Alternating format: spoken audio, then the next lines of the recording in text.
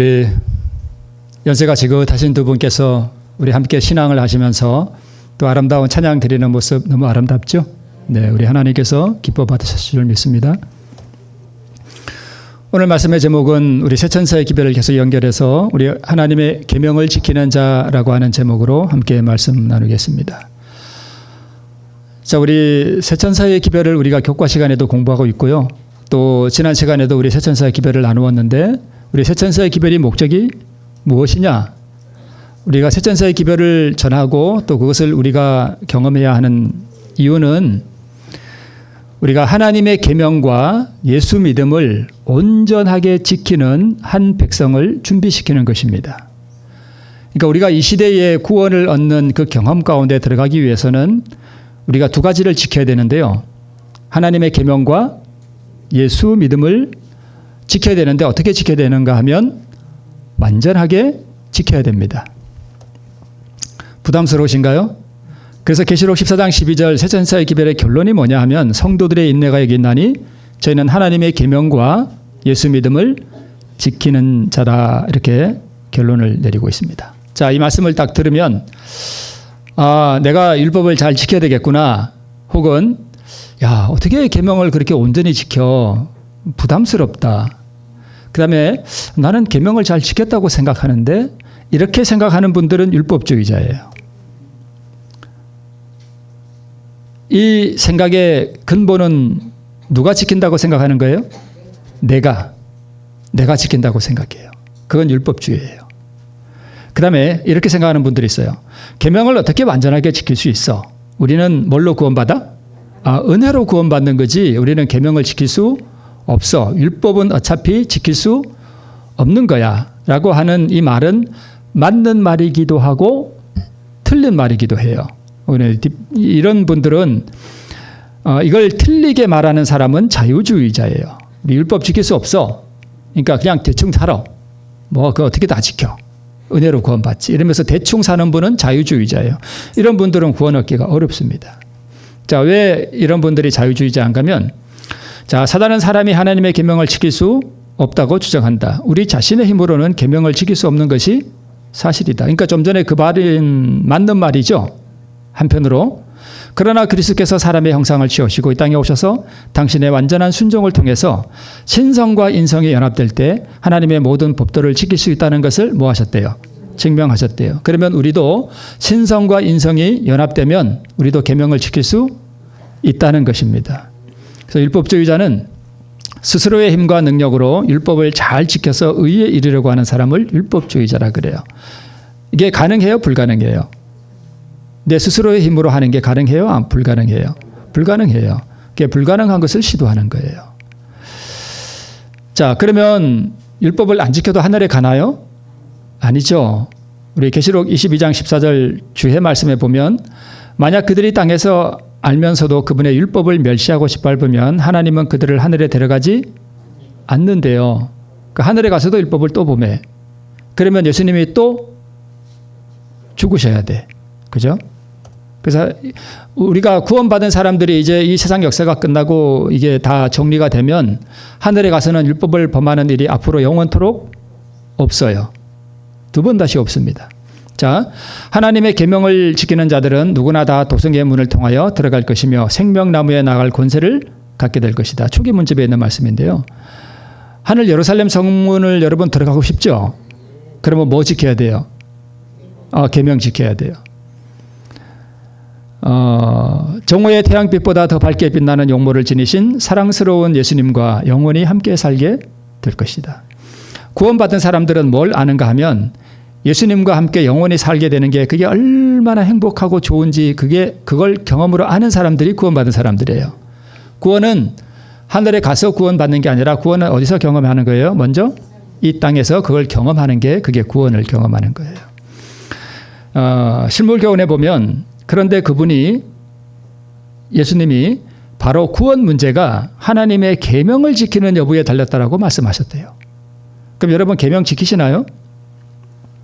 자신이 없으시죠? 자, 10계명. 이게 계명이에요. 하나님의 율법이 10계명에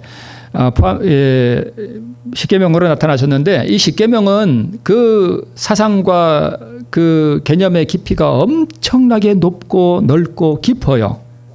우리가 이해하는 것보다 더 깊고 더 넓습니다. 모든 것들을 다 포괄해요. 그러면 이 십계명이 뭐냐? 이 십계명은 하나님의 흠없는 품성을 십계명 가운데 나타내셨어요. 그래서 십계명은 뭘 나타내는가 하면 하나님의 의를 나타내요. 성품이 곧 의거든요. 그래서 하나님의 의는 하나님 자신 안에 있는 거죠. 그건 십계명의 원본이고요. 모세를 통하여 우리에게 주신 이 십계명은 예수님 하나님 안에 있는 그 하나님의 의의 사본이에요. 복사물이에요. 복사물. 이해가 되시죠? 그래서 이 십계명과 그 하나님의 의의 본질은 하나님을 사랑하고 이웃을 내 몸처럼 사랑하는 것. 우리 교독에서 읽었듯이 그래서 하나님을 사랑하고 이웃을 사랑하는 사람은 율법을 온전히 뭐한 사람이다? 이룬 사람이다. 이렇게 말씀하는 것입니다. 그렇게 한 사람들이 하늘나라에 가는 거예요.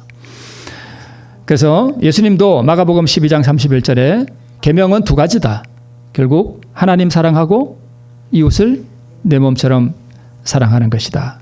이에서 더 큰 계명이 없다라고 말씀하셨던 것입니다. 그러면 우리 앞에서 이미 보셨겠지만 우리가 계명을 지킬 수 있습니까? 우리가 계명을 지킬 수 있는가? 내 이웃이 내 몸처럼 사랑이 되나요, 여러분? 잘 안 되죠. 네, 우리 안교 시간에도 잠깐 간증이 나왔습니다만은 이건 총이 아니라 이거는 진짜 미사일을 갖다 퍼부어버리고 싶은 그게 근데 그게 사랑이 되냐 말이에요, 그죠? 이것은 불가능한 것입니다. 자, 그러면 우리가 계명을 지킬 수 없는데 그러면 예수님이 왜 오셨는가를 우리가 좀 이해해 볼 필요가 있어요. 예수님이 이 땅에 오신 사명이 뭐냐? 이걸 우리가 분명히 좀 이해할 필요가 있습니다. 이런 것들은 참 중요한 거예요. 예수님의 사명이 뭐냐? 뭘 이루기 위해 오셨어요? 의를 이루기 위해 오셨어요. 자, 우리는 이제 율법을 범함으로 우리는 다 죽었어요. 그러면 율법이 우리에게 너 살려면 뭐 가져와라? 의를 가져와라 그러는데 우리는 그걸 만들어낼 수도 없고 이룰 수도 없어요. 그러니까 누군가가 와서 이걸 뭐 해줘야 돼요? 이루어줘야 돼요. 만들어줘야 돼요. 그래서 예수님은 뭘 이루러 오셨는가 하면 의를 이루기 위해서 오셨어요. 그 의를 이루는 방법이 뭐냐 하면 계명에 온전하게 뭐 하신 거? 순종하심으로 그 의를 이루셨어요. 그러면 그 계명에 온전히 순종하는 게 뭐냐? 하나님을 사랑하고 이웃을 우리를 너무너무 사랑하셨어요.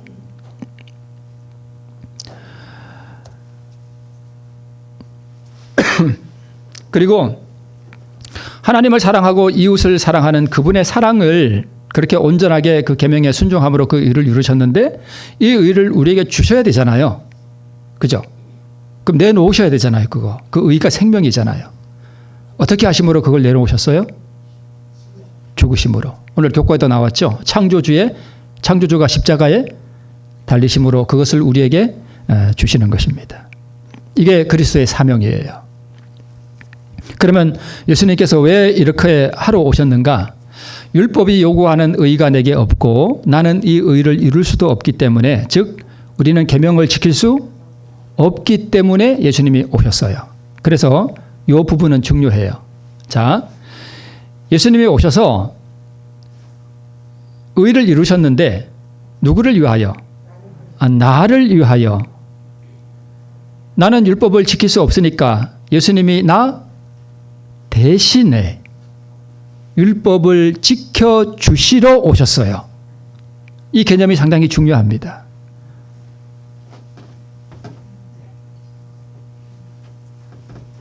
자, 예수님이 이 땅에 오신 목적은 계명을 지키러 오셨는데 의를 이루러 오셨는데 누구를 위하여?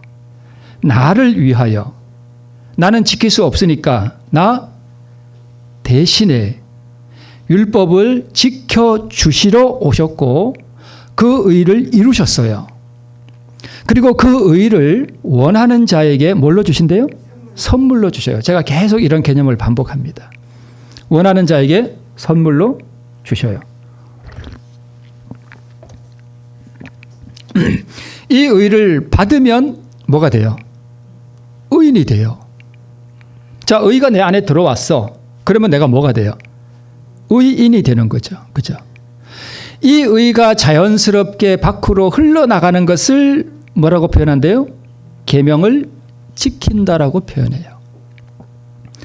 그러니까 계명 지키는 게 중요해요? 의를 받는 게 중요해요? 의를 받아야 돼요. 의를. 예수님이 이루신 그 의를 받아야 돼요. 그래서 사실은 계명은 내가 지키는 게 아니고 나는 그저 그분의 의가 나가는 뭐일 뿐이에요? 통로일 뿐이에요. 통로. 전에 제가 장갑 말씀드렸죠. 장갑. 그죠? 기억나시죠? 나는 율법의 그 의가 나가는 통로일 뿐이지 내가 계명을 지키는 것이 아닙니다. 내 의를 내가 받았어요. 근데 이 의가 내 안에 있을지라도 내 안에는 뭐가 또 함께 있는가 하면 마귀 본성이 있어요. 그래서 가끔 이게 충돌을 일으킬 수도 있어요. 그러므로 이 마귀 본성을 계속 뭐 해야 돼요? 굴복시켜야 돼요. 자, 계명을 순종하는 것은 누구만이 하실 수 있는 일이에요?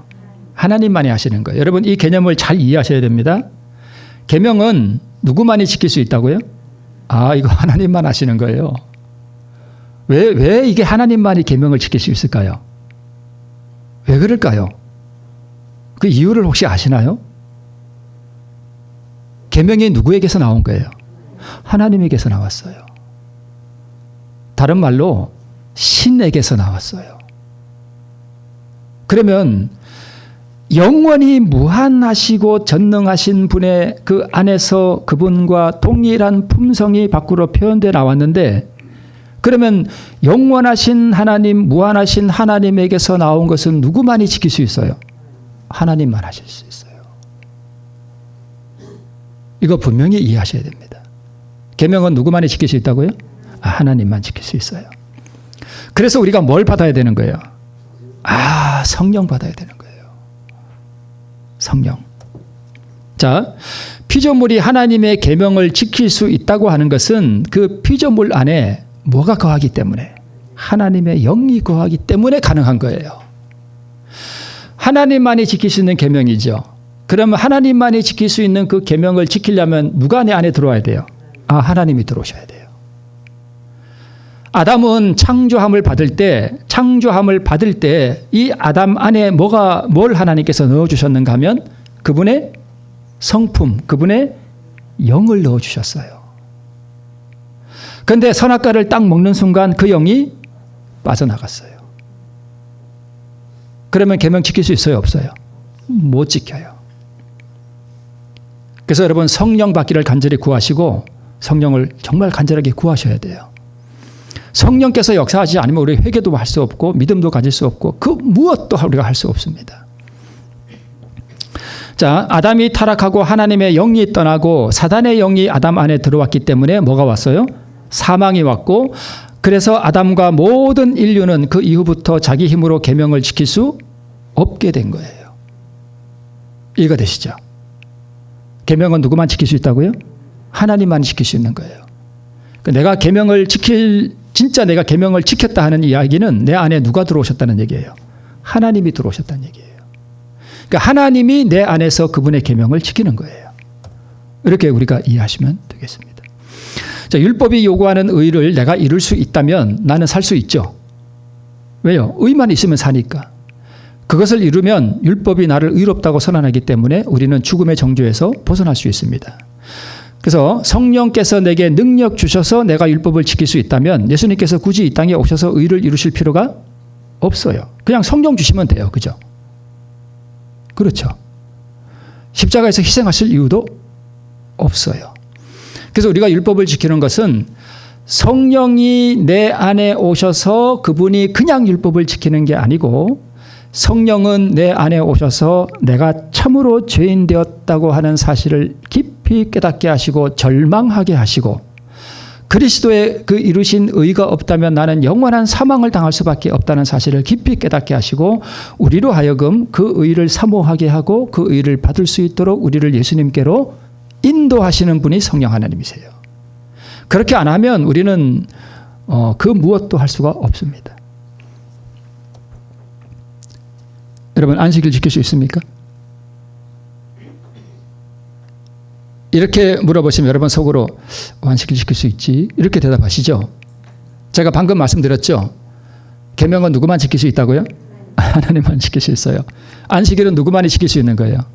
하나님만 지킬 수 있는 거예요. 이 개념을 여러분 이해하시나요? 안식일은 하나님만이 지킬 수 있다니까요.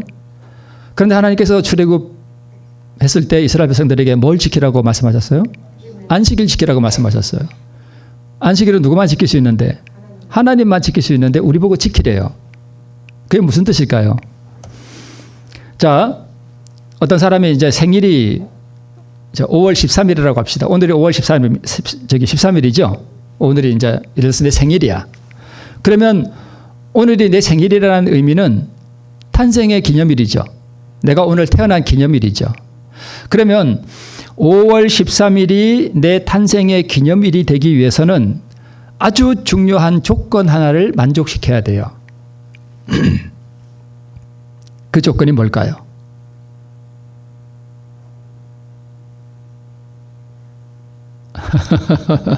그 조건이 뭘까요? 그게 뭐냐 하면 살아있어야 된다는 거예요. 살아있어야 된다는 거예요. 이해가 되시나요? 무슨 말씀인지?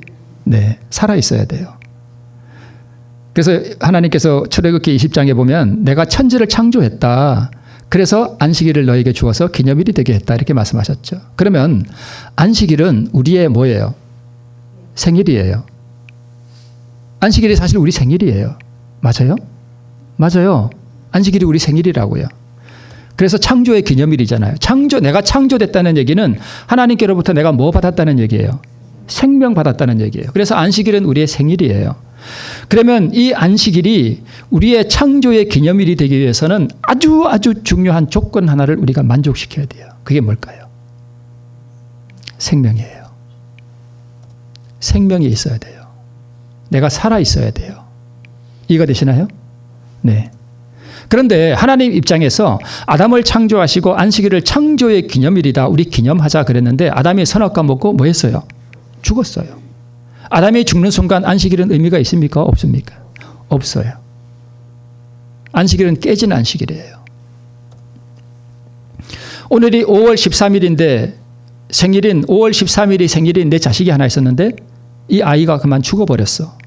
그러면 해마다 5월 13일이 돌아올 때 그건 기념일이 아니라 가장 슬픈 날일 뿐이에요. 그래서 예수님께서 안식일을 이 땅에서 회복시키러 오셨는데 어떻게 안식일을 회복시키는가? 우리에게 다시 뭘 주심으로? 의와 생명을 주심으로 이 안식일을 회복시키시는 거예요. 그래서 안식일을 지켜라 하는 이야기는 내가 너에게 의와 생명을 주겠다. 이걸 뭐 하라? 받아라 하는 얘기예요. 그러면 너는 뭘 누릴 수 있다?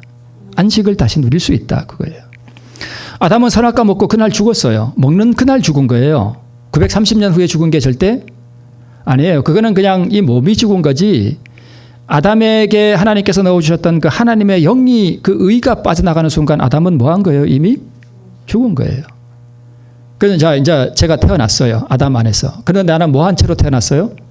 죽은 채로 태어났어. 생명이 없어요. 우리가 지금 살고 있는 이 육신의 생명은 진짜 생명이 아닙니다. 근데 교회를 다녔어. 그런데 회심하고 거듭난 적이 없어. 그럼 생명이 없는 거죠. 그럼 생명이 없는데 안식일이 기념일이 될까요? 안 돼요. 기념일이 안 돼요. 그래서 생명과 쉼을 잃어버렸죠. 아담이 죽는 날. 그래서 창세기 3장에 보면 내가 수고하고 자식을 낳을 것이며 여자에게 잉태하는 고통을 크게 더하고 그 다음에 남자에게는 너는 종신토록 뭐 하여야? 수고해야. 자, 안식일이 그 안식이 아담이 범죄하는 순간 그 안식을 뭐 해버린 거예요? 잃어버렸어요. 그러니까 그 다음부터는 뭐 해야 돼요? 얼굴에 뭐가 흘러야 돼요? 땀을 흘려야 먹고 살아. 안식일이 깨진 게 맞나요? 맞아요. 안식이 깨져버렸어요. 그리고 사망이 왔죠. 그러니까 너는 흙이니 흙으로 돌아가라. 그러니까 여기서 이 창세기 3장 16절로 19절에 있는 이 말씀이 의미하는 것은 아담이 죽는 순간 우리 모든 인류는 뭘 잃어버렸다?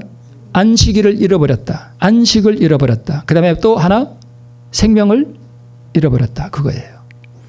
그러니까 예수님께서 이 땅에 오신 이유는 그것을 이루어서 우리에게 주심으로 말미암아 그 의와 생명을 우리에게 다시 주시기 위해 오셨다는 것입니다. 그래서 하나님께서는 안식일에 너무나 중요한 의미를 하나 더 부여하셨어요. 구약 성경에 십계명이 몇 번 나오죠? 2번 나오죠. 하나는 출애굽기 20장에, 하나는 신명기 5장에 나와요. 출애굽기 20장은 하나님이 창조하셨으니까 안식일 지켜라. 신명기 5장은요. 내가 너를 구원했다는 거예요. 애굽에서 구원했으니까 안식일을 지켜라 이거예요. 그러니까 창조했으면 범죄하지 않았으면 그걸 하나로 족한데 죽었어요. 그러면 그 죽음의 상태에서 다시 뭐 해야 돼요?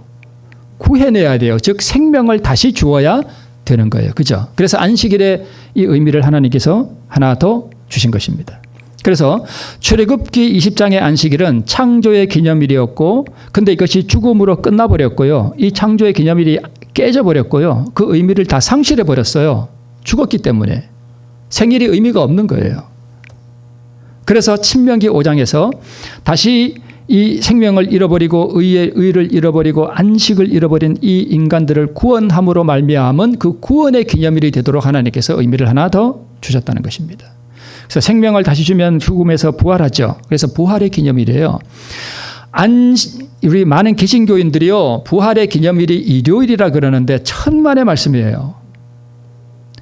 부활의 기념일은 안식일이에요. 생명을 얻으면 그 얻는 순간 어디로 들어가는 거예요? 안식에 들어가는 거예요. 하루 건너서 안식에 들어가는 거 아니에요. 그래서 그 의미를 회복하는 거예요. 창조의 기념일은 깨져버렸고요. 죽음으로 끝난 것을 다시 구원하시고 그리고 생명을 주어서 부활의 기념일이 되게 하고 깨져버린 그 안식일의 의미를 신명기 5장이 다시 회복시키는 거예요. 여러분 거듭나셨습니까? 아담 안에서 잃어버린 생명 그 의를 다시 받았습니까? 수고하고 무거운 짐을 들이고 안식의 은총을 받았는가? 아니면 나는 아직 죽은 상태인가? 죽은 상태라면 창조의 기념일이 우리에게 무슨 의미가 있습니까? 지금 죽은 상태에서 안식일을 잘 지킬 수 있습니까? 자기 의로는 가능해요. 내가 거듭나지도 않고 아직 죽은 상태에서도요. 교회에서 이것도 안 하고 뭐 진짜 설거지도 안 하고 뭐 음식은 미리 다 해놓고 죽은 상태에서도 그렇게 할 수 있어요. 외형적으로, 형식적으로 그렇게 할 수 있다니까요. 그게 자기 의가 되면 그것처럼 무서운 게 없습니다. 그러면서 자기가 안식일을 잘 지킨다고 생각해요. 우리는 안식일을 지킬 수 없어요. 안식일은 오직 신만이 지킬 수 있어요. 신이 가진 그 안식을 우리에게 생명을 주므로 그 안식을 우리에게 베풀어 주시는 거예요. 우리는 그 안식을 누리는 것뿐이에요. 안식일에 육체의 일을 쉬고 교회에 출석하는 것을 말하는 것이 아니라 죄의 짐을 드리고 영혼의 자유를 누리는 그 영혼의 안식을 말하는 것입니다. 구원을 얻고 입혀주신 의를 받고 의롭다의 계심을 받고 그 생명을 받고 사랑을 받고 신의 성품을 우리가 받고 이것을 거듭남이라 그러죠. 회심이라 그러고 중생이라 그러고 새로남이라 그러고 이것을 칭의라 그러고 이 모든 것을 구원이라고 하는데 이것은 생명을 다시 받는 거예요. 죽은 사람이. 이 신명기 5장의 안식일을 우리가 다시 경험하는 것이 바로 이것입니다. 그럴 때에 출애굽기 20장의 안식일이 의미를 회복하게 되는 것이고 그 안식의 경험을 회복하게 되는 것입니다. 그러므로 거듭나지 않은 사람, 그리스도 우리의 의를 얻지 못한 사람, 즉 그리스도의 생명을 나누어 받지 못한 사람, 즉 새로 태어남을 경험하지 못한 사람에게는 문자적 안식일을 준수하는 것이 아무 의미가 없어요.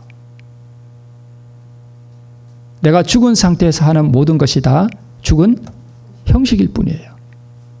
가룟배병 기별 3권에 진지한 회개가 없는 참회, 육체의 고행, 계속적인 죄의 고백, 그리고 참된 헌신이 따르지 않는 금식이나 축제나 외적인 율법 준수, 이 모든 것들은 그것이 무엇이든 아무 가치가 없어요. 가치 없습니다. 그러므로 중생의 경험이 없으면 우리는 진정으로 안식일을 지킬 수 없다는 것을 우리가 이해할 필요가 있습니다. 그러면 하나님의 계명을 지키는 자다 이렇게 말씀했는데 하나님의 계명을 지킨다는 게 여러분 무슨 뜻일까요? 내가 안식일을 지키는가? 아니면 하나님께서 나에게 안식을 주시는가? 여러분 어느 것 같습니까? 네, 내가 안식일을 지키는 거예요? 아니면 하나님께서 나에게 안식을 주시는 거예요? 오른쪽 거예요. 하나님께서 나에게 안식을 주시는 거예요. 여러분 잘 생각해 보세요. 내가 안식일 잘 지키면 안식에 들어갈 수 있습니까? 내가 철저하게 오늘 안식일에는 텔레비도 안 보고 핸드폰도 안 하고 이것도 안 하고 저것도 안 하고 요리도 안 하고 설거지도 안 하고 정말 안식일을 잘 지키면 안식에 들어갈 수 있나요? 천만에요. 안식일은 지키는 거냐 누리는 거냐. 그러면 안식일에는 그렇게 해서 안식을 누린다 합시다. 그럼 나머지 6일은 어떻게 할 거예요? 나머지 6일은 안식일이 없잖아요. 안식이 없잖아요. 열심히 일해야죠. 물론 열심히 일해야죠. 맞습니다. 열심히 일해야죠. 그런데 여러분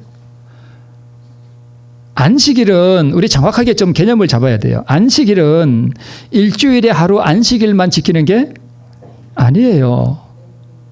그러면 나머지 6일 동안은 막 근심과 절망 중에 있다가 토요일 안식일에만 야 오늘은 안식이다. 오늘은 안식을 경험하자. 이거예요? 아니에요. 진짜 구원받은 사람들은 모든 날들이 다 안식이에요. 안식이에요. 내 죄에서 해방된 그 찬양이 안식일에만 올라가나요? 아니요. 일요일에도 하나님의 그 구원하신 은총을 깊이 찬양하고 나는 그 영혼의 깊은 안식의 경험에서 나는 살아갈 수 있어요. 몸은 힘들어도, 그죠? 내가 밭에 고추를 따면서 막 몸은 힘들어도 내 마음에서는 즐거움의 기쁨이 하늘로 올라갈 수 있어요. 그런데 내가 거듭남도 없고 내가 그 영혼의 죄의 해방감도 경험하지 못했는데 안식일에 교회에 와 있다고 내 영혼이 쉬나요? 내가 안식일에 일을 안 하고 교회 와서 이렇게 앉아 있다고 내가 영혼이 평안한가요? 여러 가지 근심이 막 솟아날 수 있죠. 네, 그래요. 그래서 마태복음에 보면 수고하고 무거운 짐진 자들아 다 내게로 오라. 내가 너희를 뭐하게 하리라? 쉬게 하리라. 안식일에만요? 아니요. 내가 너희를 쉬게 하리라. 이 얘기는 너희는 안식일을 지킬 수 없어. 너희들은 절대 안식일 지킬 수 없어. 수고하고 무거운 짐을 내게 주면 내가 너에게 뭘 주겠다? 안식을 주겠다 이거예요. 안식일은 너희가 지켜서 누리는 게 아니라 내가 너에게 안식을 줌으로 누리는 거야. 이렇게 말씀하시는 거예요. 내가 곧 쉼이요 뭐다? 안식이다. 너의 죄의 짐과 그 자아의 짐을 내게 주면 내가 안식의 경험을 너에게 주겠다. 그 짐을 나에게 달라는 거예요.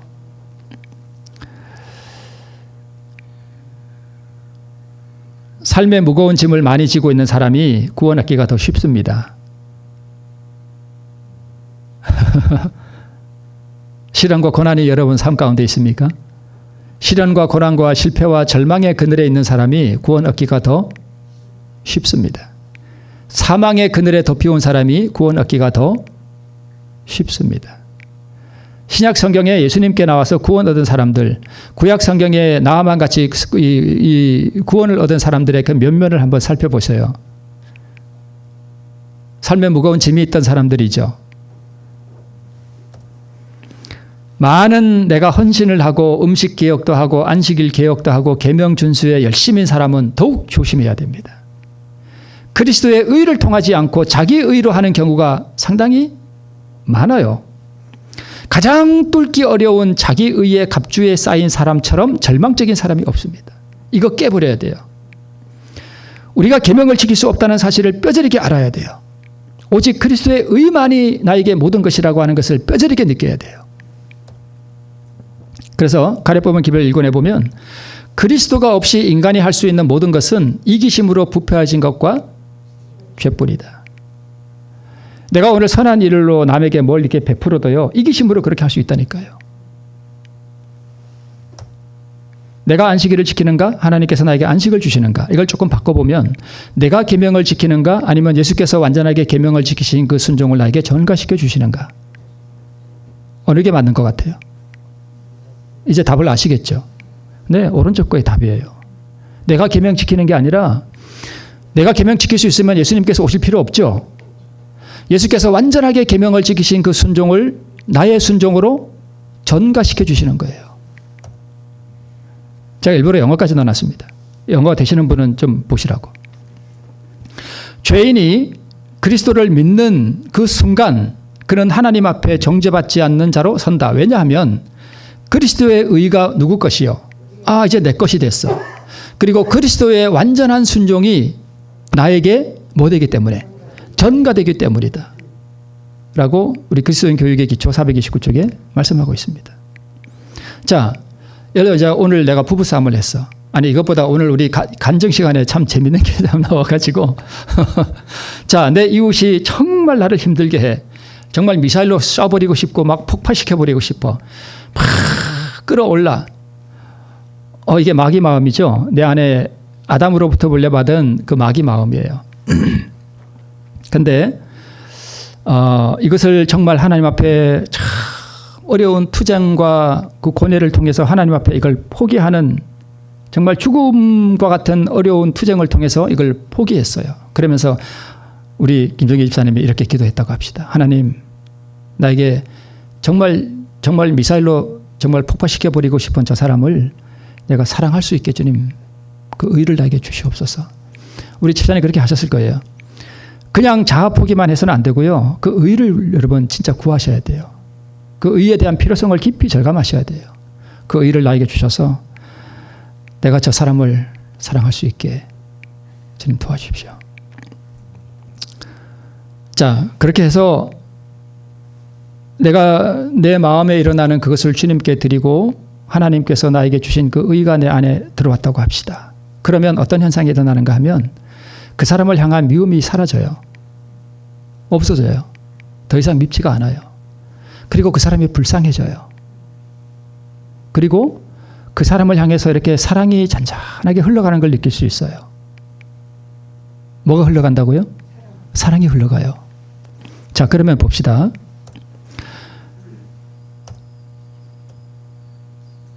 자,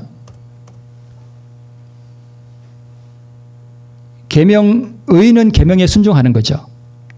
그렇죠. 그러면 계명을 지키는 게 뭐예요?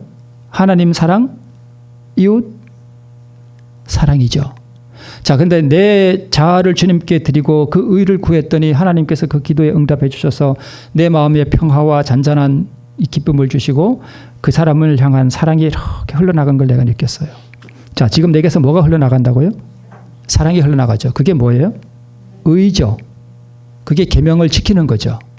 그렇죠. 그러면 내가 율법을 지킨 거예요? 아니면 그 의가 누구 거예요? 예수님께서 이루신 그 의를 나에게 지금 그 순간 뭘 시켜주신 거예요? 전가시켜주신 거예요. 그래서 그 의를 받았더니 내 마음의 잔에 그 의가 차올라서 그 의가 이렇게 흘러가.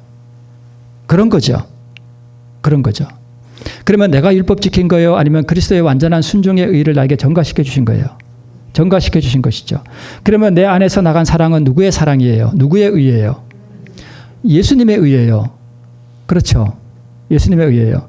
그러면 그 의를 받는 순간 나는 뭐가 된 거예요? 의인이 된 거죠. 그러니까 구원받기가 아주 간단한 거예요. 쉬운 거예요. 물론 그 과정은 참 투쟁스럽고 어려운 것이지만, 그러면 그분이 나에게 주신 그 완전한 순종의 의를 가지고 내가 더 무엇을 하여야 의인이 되나요? 아니죠. 그분이 나에게, 내가 전적으로 나를 주님께 바치고 드렸더니 그분이 이루신 그 의를 나에게 주셨어. 그래서 내게서 의가 이렇게 흘러나가고 사랑이 흘러나갔어. 흘러나가는 것을 내가 느껴. 거기에다가 내가 더 뭔가를 해야 되나요? 아니에요. 그것 자체로 나는 뭐가 된 거예요? 의인이 된 거예요. 내가 더 무엇을 해야 되는 게 아니에요. 그 의를 받는 순간 나는 의인이 되는 거고요. 무엇을 더 지키고 더 행해야 의인이 되는 게 절대 아닙니다. 자, 그러면 이미 의인이 된 상태에서 내 안에 뭐가 이렇게 있어요? 사랑이 있고, 내 이웃이 미사일로 죽여버리고 싶던 그 의인이, 그 사람이, 이웃이 사랑스럽게 보였어. 그리고 사랑스럽게 보여서 미사일로 쳐버릴 걸 떡으로 쳐버렸어. 그래서 그 사랑이 표현된 거죠. 그죠? 내가 떡을 가지고 그 사람에게 가서 주었어요. 내가 떡을 주어서 의인이 된 거예요? 아니면 그 예수님의 의를 떡으로 그 사람을 치기 전에 그 의를 받음으로 내가 의인이 된 거예요? 받음으로 의인이 된 거예요. 그러면 내가 떡으로 그 사람을 치는 것은 그 의가 자연스럽게 흘러나가는 표현일 뿐이에요. 예수님께서 우리 예를 들어서 김정희 집사님 의롭다고 하실 때 얘야 너가 떡을 갖다가 쳤구나. 그래서 내가 너를 의롭다고 해줄게. 이렇게 하시지 않습니다. 내 의를 너에게 주었어. 그러니까 너는 한 번도 죄를 짓지 않은 사람처럼 내가 너를 취급할 거야. 너는 의인이야. 이렇게 선언하시는 거예요. 그리고 내가 떡을 그 사람에게 나누어 주는 것은 예수님이 주신 그 의가 자연스럽게 표현되어 나가는 거예요. 그렇죠? 그러면 받은 바 그분의 의가 나를 통해서 나가는 것뿐이고 이것을 우리는 계명을 지킨다라고 표현하는 것일 뿐입니다. 계명을 지키는 게 무엇인지 여러분 그 개념이 이해가 되시죠? 이게 계명 지키는 거예요. 계명은 내가 애쓰고 노력해서 지키는 게 아니라 하나님 예수 그리스도에 이루신 그 의를 내가 받을 때에 그 의가 나를 통해서 자연스럽게 흘러나가는 것, 이것이 계명을 지킨다라고 표현하는 것입니다. 내가 계명을 지키는 것이 아니라 지켜지는 거고요. 내가 하는 일은 그 계명의 의를 받기 위해 그리고 받았다면 그 의가 계속적으로 흘러나갈 수 있게 두 가지죠. 의가 없다면 그 의를 받기 위해서 그리고 의를 받았다면 그 의가 계속 흘러나갈 수 있게 나를 계속적으로 전적으로 하나님께 바치는 거예요. 그죠? 바치는 거예요. 내 생각과 내 감정과 내 욕망을 뭐 하는 거예요? 부인하는 거예요. 계명은 의고 계명은 하나님 사랑, 이웃 사랑, 의는 사랑이고 그래서 계명을 지킨다라고 하는 것은 의를 지킨다는 말과 같을까요? 같은 거죠. 계명을 지키는 자라고 하는 말은 곧 의를 지키는 자란 말과 같습니다. 그래서 계시록 14장 12절에 성도들의 인내가 이게 있나니 저희는 하나님의 계명과 예수 믿음을 뭐하는 자라 지키는 자라 하는 이 지킨다는 게 무슨 뜻이냐 하면 좀 딱딱하지만 제가 이해를 돕기 위해서 말씀을 드릴게요. 이 지키는 할 때 이 지키는이 이 신약 성경에 기록된 헬라 말로 테레오 그래요. 테레오. 이 테레오가 무슨 뜻이냐면 감시하는 거. 그다음에 파수병 있죠. 파수꾼이 이게 적군이 오나 안 오나 이렇게 지키는 걸 말하고 그다음에 보존하는 걸 말해요. 그다음에 이렇게 지켜보는 거. 그래서 마치 이게 무슨 개념이냐 하면 내가 예를 들어서 간수예요. 간수고 이게 감옥이 하나 있는데 죄수가 하나 이게 딱 잡아넣어놨어. 그럼 나의 사명은 뭐예요? 이 죄수가 도망가지 않게 뭐 하는 거예요? 지키는 거예요. 그래서 테레오라고 하는 말에서 헬라어로 테레시스라는 말이 나왔는데 이 테레시스라는 말이 뭐냐면 감옥이라는 말이에요. 지킨다는 말을 내가 해서 안식일 지켜야지. 내가 간음하지 말아야지. 막 이렇게 지키는 게 아니라 도망 못 가게 지켜야 돼요. 그러면 도망 못 가게 지키려면 내 안에 뭐가 있어야 지켜요? 의가 있어야 지켜요. 그래서 너의 가진 것을 잃어버리지 않도록 잘 지키고 보존하라는 뜻이에요. 내 마음에 예를 들어서 내 마음에 의가 딱 받았어. 그러면 이거 참무실을 탁 잠궈놓고 이게 도망가지 않게 잘 뭐해라? 지켜라, 보존해라 이런 뜻이에요. 그러면 이 계명을 지키려면 이 계명의 의가 내한테 먼저 와야 되잖아요. 그죠? 먼저 와야 돼요. 계명을 지키라는 말은 너의 받은 의를 잃지 않도록 유심히 살피고 지키고 보존하라는 뜻입니다. 계속적인 자기 부정과 계속적인 나누어 주시는 의를 받음으로 지키라. 그래서 너무나 많은 이들이 이 계명을 지키라는 말씀을 자신이 무엇을 행해야 한다는 생각, 즉 율법의 행위로 오해하는 경우가 많습니다. 그래서 신불교훈에 우리가 우리 자신을 그리스도께 바칠 때에 우리의 마음은 예수님과 연합되고 우리의 뜻은 그분의 뜻에 합병되어 버리고 우리의 정신은 그분의 정신과 하나 되고 이렇게 돼서 예수님의 생애를 살게 되고 이것이 바로 그분의 의의 옷을 입는다는 의미다. 이렇게 기록된 것이 바로 이 뜻입니다. 칭의죠. 자, 그렇게 될 때에 예수님께서는 이제 그렇게 되면 우리를 보실 때에 무화과 나무 잎으로 엮은 옷이나 죄로 인해 벌거벗고 뒤틀린 우리의 몸은 보지 아니하시고 여호와의 율법을 온전히 순종하심으로 이루신 당신 자신의 의의 두루마기를 보게 된다. 자, 내가 의를 받았어. 내 밉던 이웃이 사랑스러워졌어. 그러면 내가 떡을 가지고 그 사람에게 갖다 줬어. 예수님이 우리를 보실 때에 내가 떡을 갖다 준 그 행위를 보시는 게 아니라 그 행위가 나타나기 전에 그 행위를 촉발시킨 그리스도께서 이루신 그분 자신의 뭘 보신다는 거예요? 의를 보신다는 거예요. 그래서 우리의 행위는 아무 공로가 없어요. 아무 공로가 없어요.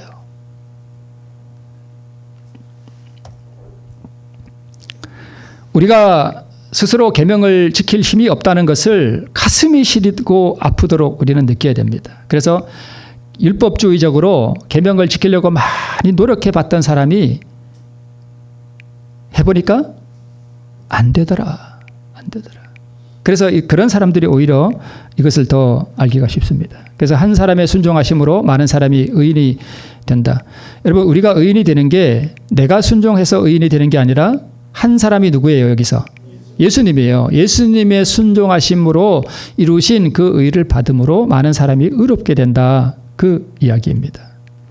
그래서 리뷰 앤드 헤럴드에 우리 활분이 약 2000여 회에 걸쳐서 많은 글들을 기고하셨는데 거기에 우리들에게 공로가 있어서가 아니라 하나님께서 값없이 주신 선물로 그리스도의 의를 우리에게 전가시켜 주셨다는 생각은 실로 어떤 사상이었다고요?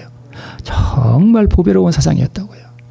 이걸 깊이 이해하면 인간이 율법을 지키는 게 지킬 수도 없을 뿐만 아니라 인간이 하는 모든 행위가 하나님 앞에 전혀 무가치하다는 것을 우리가 깊이 이해할 수 있습니다. 제가 다시 영어로 또 한 번 써놨습니다. 죄인이 그리스도를 믿는 그 순간 그는 하나님 앞에 정죄받지 않는 자로 선다. 왜냐하면 그리스도의 의가 그의 것이요 그리스도의 완전한 순종이 그에게 전가되기 때문이다.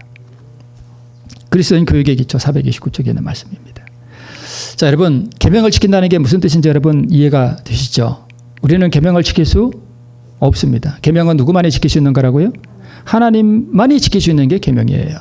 그러면 우리가 계명을 지키려면 누가 오셔야 돼요?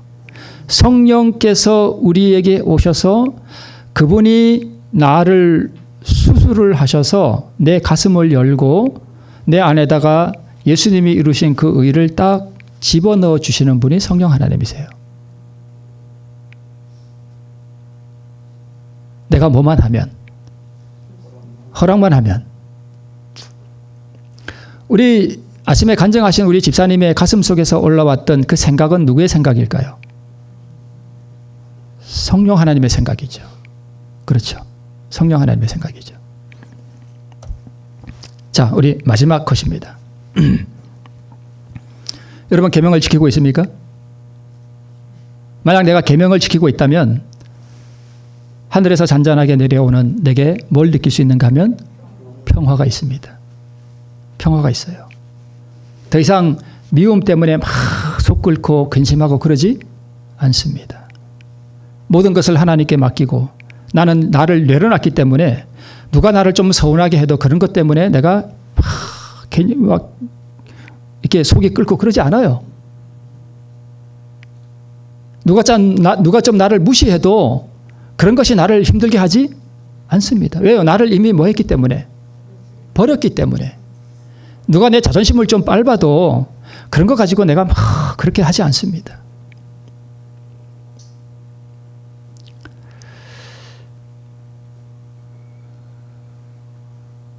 오늘 안교 시간에 참 너무 좋은 또 오늘 말씀에 맞는 그런 간증을 해주신 집사님께 감사를 드리고 여러분 그런 경험들 계속 하고 계시죠? 네. 끊임없이 근데 여러분 이제 제가 부가적으로 조금만 더 말씀을 드리면 집사님이 이제 그런 경험을 하셨더라도 또 올라올 수 있습니다. 네, 순간 또 올라와요. 오늘은 저 사람이 사랑스러웠는데 며칠 후에 그 사람이 또 나쁜 행동을 하고 이쁜 말을 안 하면 또 올라올 수 있습니다. 네. 그런데 때로 실패하는 것도 은혜예요. 그래서 내가 한번 성질을 팍 냈어. 그럴 때 우리가 뭘 느끼는가 하면 내 안에 악이 가득하구나. 내 안에 마귀 본성이 가득히 있구나 하는 걸 느끼고 하나님의 의를 더욱 사모하게 돼요. 계속적으로 자아굴복이 잘 되잖아요. 그러면 나중에 그게 자기 우상이 돼가지고 자기가 뭐 좀 되는 줄 알아. 그래서 역설적이게도 조금 실패해보는 것도 좋아요. 그래야 내가 연약하구나. 내가 이렇게 연약하구나. 그래서 우리 성화의 경험을 정말 깊이 성화를 경험한 사람들도요. 자기 안에 뭐가 가득하다는 것을 고백했냐 하면 악이 가득하다는 걸 고백했습니다. 내 안에 악이 있구나 하는 걸 고백해요. 물론 그 악에 져서 살아가는 것은 아닙니다. 오늘 계명을 지킨다는 게 무엇을 의미하는가? 오늘 다시 한번 나를 내려놓고 우리 하나님의 의를 받아서 예수 그리스도의 의를 받아서 우리 다시 한번 하늘의 평화를 경험하고 안식을 지키고 계명을 지키는 우리 그러한 성도 되시길 바라면서 말씀을 마치겠습니다.